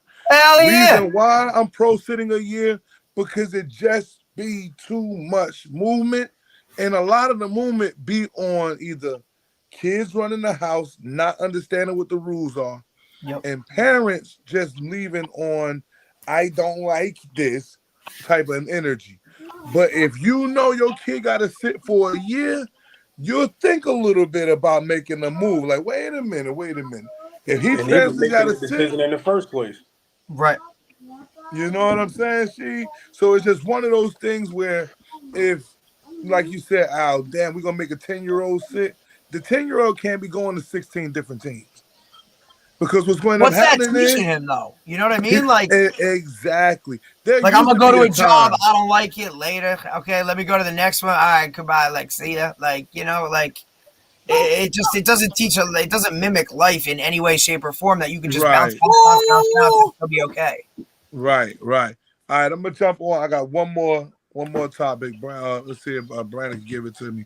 It's about coaching right here. Check this one out. You're hired as a head coach for a program which won 2 games in 5 years. This actually was my program for a while. How do you go about turning the program around? When my head coach Darnell Grant at West Orange High School, when we got to West Orange had won, I think, 3 games the year before. I'm not sure what they won prior to. It wasn't no more than that. Dane could also chime in on this with North Eastside. When he first got to North Eastside, I think they were kind of like 1-2 wins a season type of thing. I can talk about how being a part of the change at West Orange, how did that happen? First of all, I think the cachet of the coach that I work for, which is Darnell Grant, he was a state champion. He had sent kids to Division I school programs. You know, these are things that people be worried about, or they rank you as, right? So, and because he had a lot of wins. So, because of that type of cachet, it allowed a lot of parents, a lot of kids to kind of hone in and listen to what the program that we wanted to sell to them. We also got in there, and obviously we started with the strength and conditioning program. He kind of like just let me go at it, let me put the guys into some stuff that they had never experienced, like guys cramping in the middle of stretching and stuff, you know. But what it did was it taught them that this ain't what you're used to, but if you trust the process, you'll see the success. And we just kept preaching it. We kept working them. We added more days than what they were accustomed to working. The practice was more, like I said, more structured than what they was used to. And that's pretty much, just stacking the good days got us where we were. Dame, if you want, I'm going to let you get the floor on this. Dan, I think you can jump on this one as well. and like I said, and anybody else that want to come behind it. So go ahead, Dame. What you got on this one? Well, as everybody know, North East Side, 5-82 in the last 10 years. Not really a football environment, I guess you could say. In the work that's being done, we dropped our last 3. We currently 2-3, playing in the tougher division. But I'm also trying to remind my kids that the last 3 teams we played were also state championship teams in the last 3 years. So you got to look at the level of where we are. We wasn't even expected to win 2 games this year. They had us going, 0-10. But I try to keep a positive outlook on what I'm doing. I try to do it my way, which is the biggest thing, because it's I remember when even in the offseason putting stuff on the board, they that's too much stuff. Why you got so much stuff on the board that kids can't do that? Yo, if you write down what your actual workout look like, it'll be a whole list of everything that you're doing. Like, already was telling me what I can't do, what not to do. Don't do this, don't do that. I said, you know what? I just had to block a couple things out, and try to get, just keep the mindset of just building a winning culture, man. And once the culture will come, and then the wins will come. Wins is not judged by wins and losses on the game. We want to win. You want to be in that category, but a win or a loss to me is a kid still doing the same thing and making the same mistakes that they made in the first game. If I get a kid that can't kick step and don't know the difference between a speed rush and a bull rush, when a guy attacking them on the outside, then I'm doing a bad job as a coach. So my kids are learning really well. I'm only graduating 7 again this year. I got a lot of kids coming back. So you just got to look at the numbers. And then that's another thing too. When I got there, there's only 16 kids playing football. Ooh. So I was playing. I had to play West Orange first game of the season with 21 kids. Had to go into a Montclair game, 21 kids on the sideline. Like, if I showed you the pictures of what those sidelines look like compared to what they look like right now, you'll be like, yo, that's ridiculous. Like 16, I'm talking about turn to the sideline, there's 4 kids on the sideline, and I'm looking at this one kid like I'm not putting him in the game. I got it, you gotta stay. Ain't no breather. He's like, but I'm you know what I'm saying? Like, it's like that's where I was at, man. So it's tough. It's tough. You just gotta believe in yourself as a coach, believe in your system. As Coach stated, it's a lot of things that you can learn to do to implement. If you're not learning and growing with the game, then you failing these kids as a coach, man. Dan, what you got on this topic right here? Man, it's unfortunately, I've been in this situation. I didn't take over as the head coach. Okay, I'm still awaiting my first head coaching job. I'm just traveling and gaining information so I can be the best of the best when I show up. But 2 years ago, I did join the staff, a guy that was a first-year head coach, and the team had won 4 games in 5 years. So it's very similar to what you got here. We went 5-5. The very first question I'm asking, number one, is what is the school really looking for? So it's not about what you can do to turn the program around. It's, are they going to allow you? And I'll kind of extend on that, because that whole staff, we put together a really good staff. Randomly, man, it was just by happen chance in the middle of nowhere in the poorest county in Oklahoma. There was no money. The parents didn't care. Everyone was on drugs, alcohol. The kids, it don't matter. Terrible situation. And we managed to get some kind of a culture started in a single year. Damn. They asked at my school, at that school, they asked the head coach when I think we were 1-1. We'd won the first game, I can't remember which exactly, but They said, okay, well you've already hit I think they were 0-30 in 3 years or something like that. So basically said, you've already got the turnaround started. So what school are you going to coach at next year? And he said, what are you talking about? I plan to be right here. And they said, you won't be here. Yes. Why not? And these are teachers in the hallway. And they said, you just don't understand yet. If any football coach comes here and is successful, they go elsewhere. And it's not by choice. It's because they get ran off. And I'm wanting to ask, why is that program so bad? Is it actually talent? Is it actually the lack of coaching? I mean, there are bad coaches everywhere. I live by that. I learned that in about year 2. There are terrible head coaches out there right now running programs, and good coaches can't get jobs. Or is the administration doesn't want basketball to be outshined or baseball to be outshined? You can't have those kids worried about trying to put on pads and getting hurt in the fall because they gotta hoop it up in the spring. I've been there. What exactly is the reason? Beyond that, man, I think it is just culture over everything. You've got to. I do the podcast with Joe Daniel, and he hates the term "if you're not coaching it, you're allowing it." But I love it, and he hates it because he's been at it long enough that it's been used against him as a weapon. And I'm young enough that I just like what it means, right? Like, the little details matter. Kirby Smart just the other day had a little video about tucking in your damn t-shirt because tucking your damn t-shirt, right? Every little detail matters. And I think that's where you got to start your culture. So culture's first. You're going to have really, really good kids on your team that are absolutely terrible humans. And you got to decide, is it worth my culture to have him here? While you're also worried about, and here's coaching, right? We talked about earlier, all the things that parents don't know. Does that kid need you more than you need him? If you do get rid of him, where does he go next? And is it the drugs and alcohol? Is it the bad crowd? Right. Can I at least keep him close and teach him how to be a successful human at some point? So I think that's where it starts, man. Evaluating culture first. We all know the weight room is no longer a thing you might have for an advantage. It's if you don't have it, you're wrong. Yeah. And then, I think we lean back on who are you as a coach? Does your system allow you to make those kids successful? And by those kids, I mean whatever shows up that fall. Okay, you're an air raid certified. Great.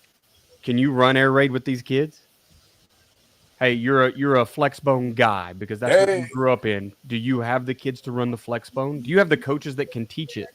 So I think the program you can't pick your talent anyway. So get the culture right, get what you have better, weight room, speed and agility training, and then make sure that you and your coaches have the understanding to teach whatever it is you're going to use and that system fits those kids. And I think that's where you can start to turn around. That's what I'm talking about. Anybody else want to jump on that right there? Yeah, I think that's good points by both Dave and Coach there. It's like the wins is going to happen. So it really depends on what your purpose is. We talked about this a lot of times on this podcast is just having a purpose. So for me, it's like Coach was talking about is the administration going to allow you to do what you need to do? That's the first and foremost thing for me. Going in, I actually turned down a job because of that. Because I don't really care about the wins and the losses. That's just me personally. It's the development of these men, right? Because when I'm old and gray and all that, yes, my boys are going to take care of me, but, they're going to need to take care of us. So it's really development. And, Coach Dom, this, my style is a real aggressive.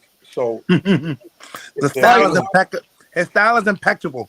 His defense is ferocious. It's a real hard approach. So if the administration is not going to be, behind me on doing those things and instilling discipline and accountability and things of that nature from not only the parents, the kids, the teachers, all right, then I don't know. I can't help you because if you have those basic fundamentals, the wins are going to come anyway.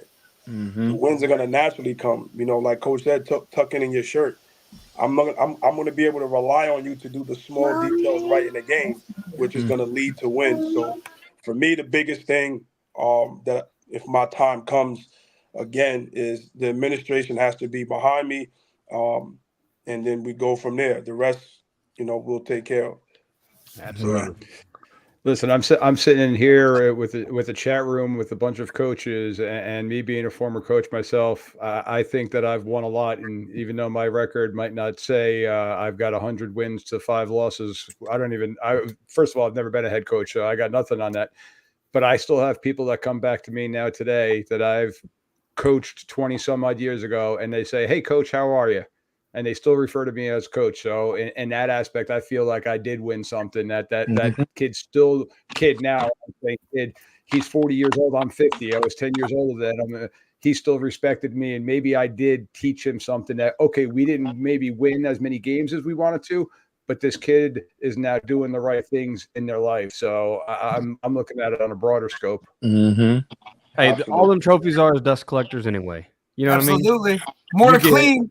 You get what, 3 months of like, look at us, and then it's off season and 7-on-7 starts, and it don't matter anyway. So Indeed. kids, right? And then and the trophies will come or they won't. Who gives a shit?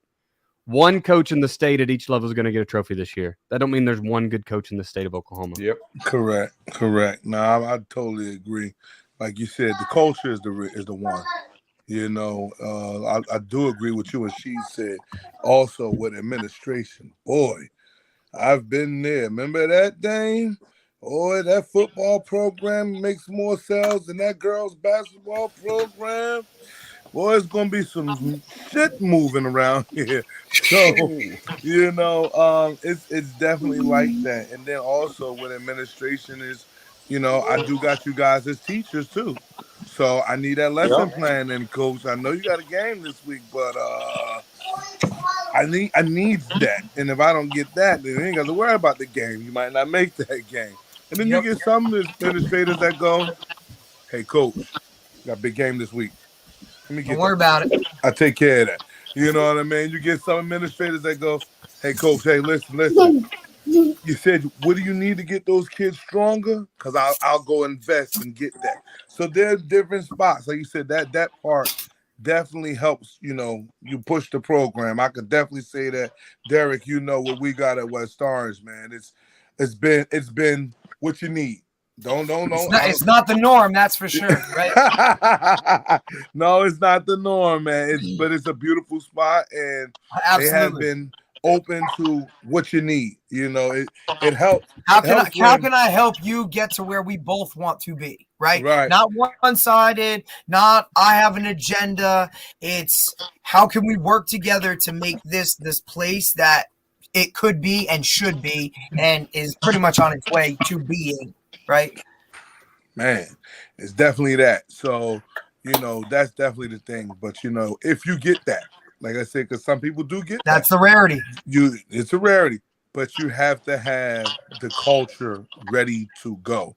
You have to go in there and ready to punch the clock and don't worry about the hours, because if that program isn't successful, you have to show them what the successful looks like. You know, and it's not going to be with the dusty trophies. Again, that stuff helps with your cachet. You know, I got 10 state championships. Yeah, that's cool. We don't do what they do. So how can you get me, you know what I mean, to do what those guys do, but how I can be successful at it, right? So that's definitely one of the things.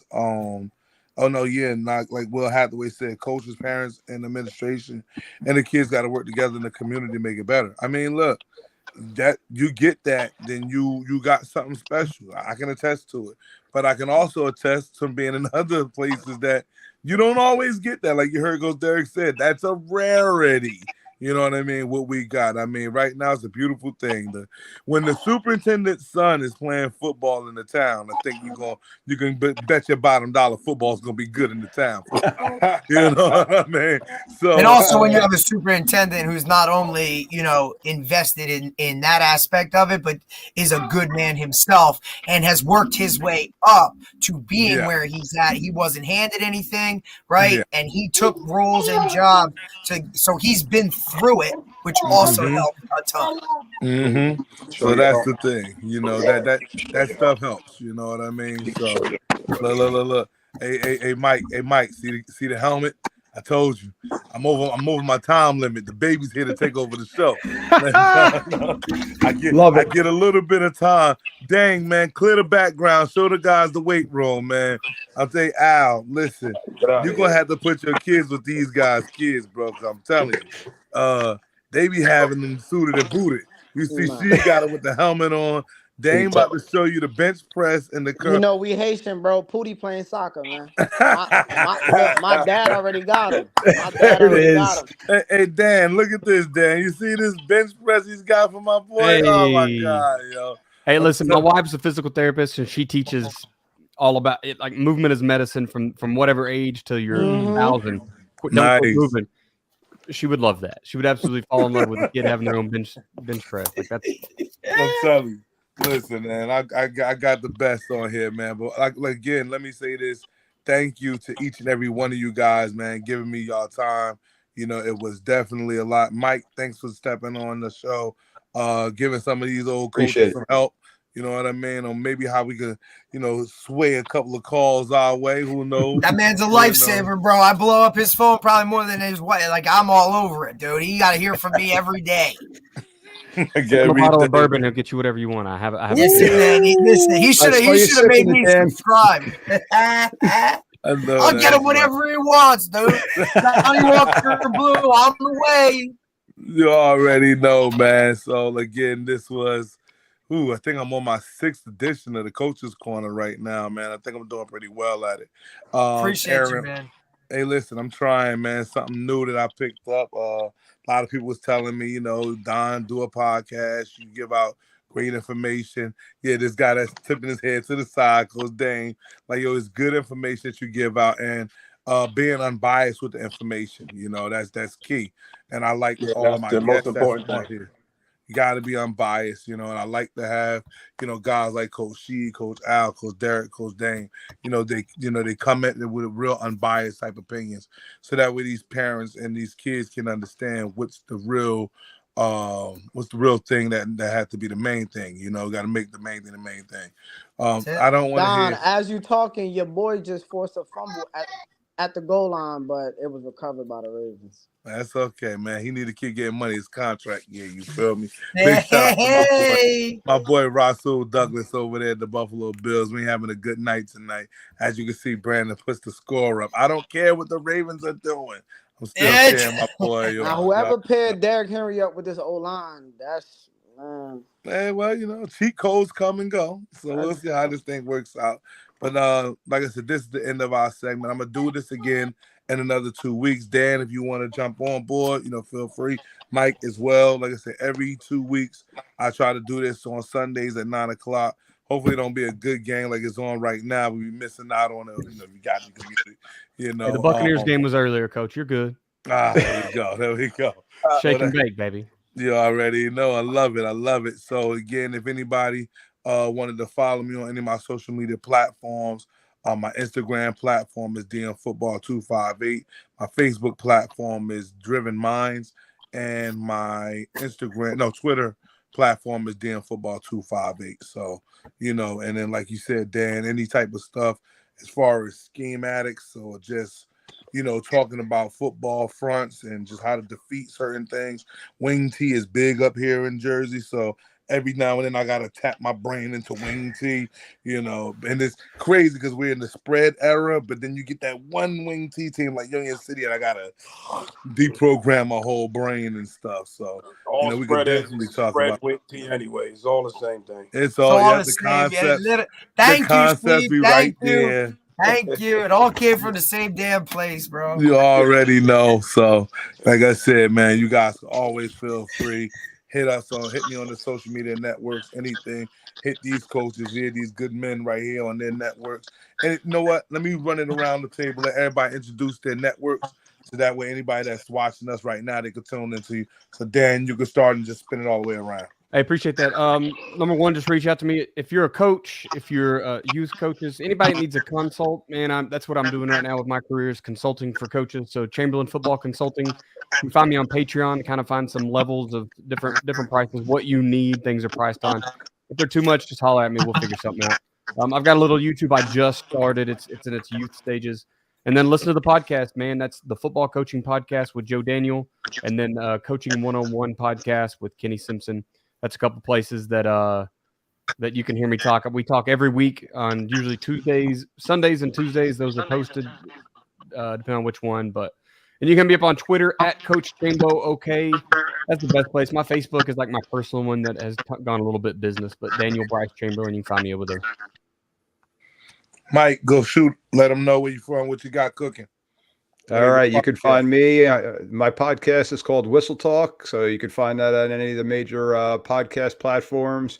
My social media, just look up Mike D, the referee, and if you ever got any questions, you could always hit up Coach Derek, and he'll forward it to me. You can hit up my email too, MikeDThereferee@gmail.com. I'm out here to help. I'm just trying to grow the game the best way that I know how to. It was staying involved.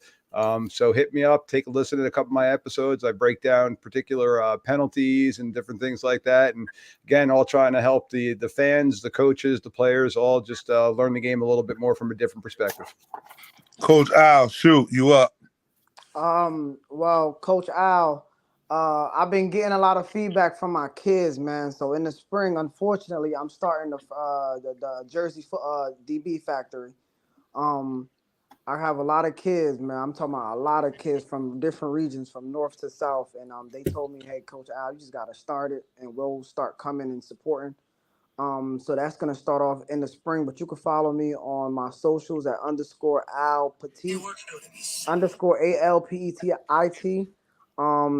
And also, man, keep rooting for these underdogs teams and these underdog schools like the East Sides of the world, the KIPS, or even the smaller scale schools, the preps, the charters, the academies, because a lot of these kids need to be seen in those opportunities. Indeed. Derek, shoot, you got it. Man, first off, thank you. I appreciate you coming. I appreciate you letting me come on, man, and talk some ball. You had some great guys on here, and I really appreciate it. If you guys want to find me, Instagram at Coach Deepa. That's CoachDepa. And then my Twitter is at Coach D NUC Sports. And like I said, I do a podcast with Dane Schumann. We talk a lot of different topics. We have a lot of guests on and whatnot. It's called the Prospect Podcast. They're on all your media sites that you can find podcasts. So check it out, man. I appreciate it. And I look forward to more. Let's do it. Sheet, go for it. Yeah, I'm hold on. Hey, Derek, and he closes the show like the champion he is. Bro, you knew it was going to be some type of mic drop. That's like, hey, we good? All right. Listen, I expect nothing less, dude. You know, we good. You got it, Sheed. Pretty much, I'm on Instagram. That's where you can really find me, Coach Sheed, SH with 3 E's and the D. That's really where you can find me at. I'm on Twitter, Coach Rashid Darasol. But I appreciate you guys that's on this panel. It's great to meet you guys. I already know most of you, Derek and Coach Dame. But this is great for the culture and really spreading knowledgeable information. So I'm just happy to be a part of it. But again, you can reach me out on Instagram, Coach Sheed with 3 E's. Dame, shoot. I got the little ones, man. They it's over. Family mate. Let's go. But he wilding right now. But you know, you can find me North Stratus Track Club, Eastside Football. I really don't run the social media pages. I do approve the post though. I just be hands on. I'm real hands on with everything I do. I mean, you need speed, I'm your guy. That's it. All right, that's what I'm talking about, man. And like I said again, my name Don Massey, head of Driven Minds LLC, as you can see underneath. DM Football 258 is where you can find me on Instagram and Twitter. And if you're on Facebook, you can find me at Driven Minds. Again, I'm just trying to be a light in a dark place, so that way anybody could look for something that to get to, just find my way. Like I said, fellas, thank you, and thank you again. Like I said, in 2 weeks, I'll shoot you guys a link.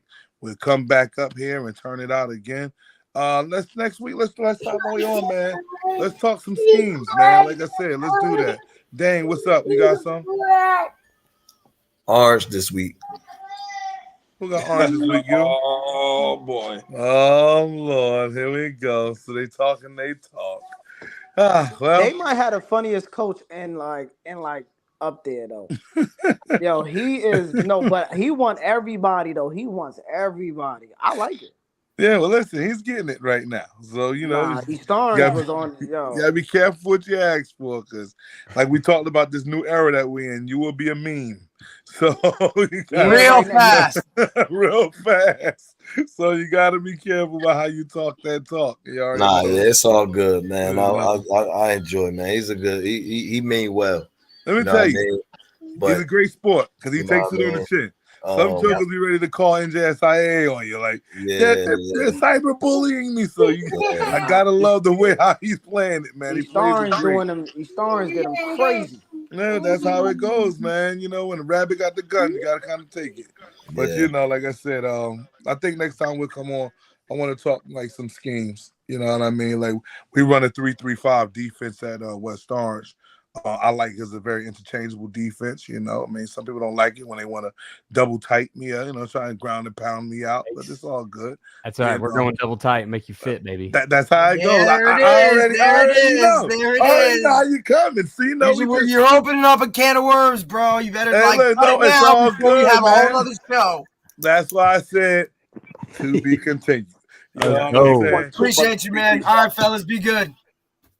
Thank you, guys. Good luck. Thanks, guys. Take care. Good luck. Get after it. We'll talk soon.